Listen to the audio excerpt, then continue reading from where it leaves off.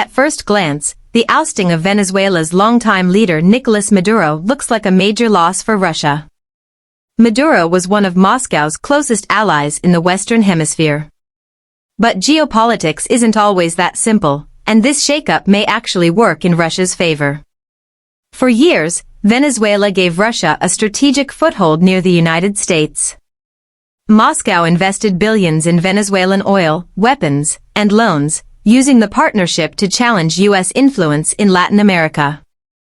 Now that Maduro is gone, Russia loses a visible ally, but gains something else, leverage. One of the biggest impacts is oil. Venezuela holds some of the largest oil reserves in the world. Political instability, sanctions, or disruptions to Venezuelan production could reduce global oil supply. When supply tightens, prices rise, and higher oil prices directly benefit Russia, whose economy depends heavily on energy exports. Even without controlling Venezuelan oil, Moscow can profit from the ripple effects. There's also the issue of global focus. With the United States now deeply involved in Venezuela's future, Washington's attention is stretched thinner. That distraction matters.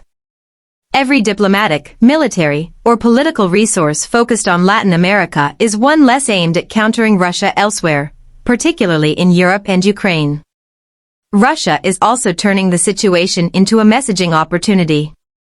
The Kremlin has condemned the U.S. action as illegal and destabilizing, using it to reinforce its narrative that the West ignores international law when it suits its interests. That argument resonates with countries already skeptical of U.S. power, helping Moscow strengthen ties across the global south.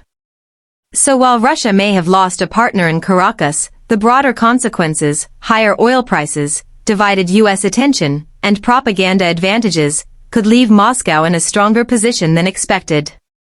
In global politics, losing an ally doesn't always mean losing the game.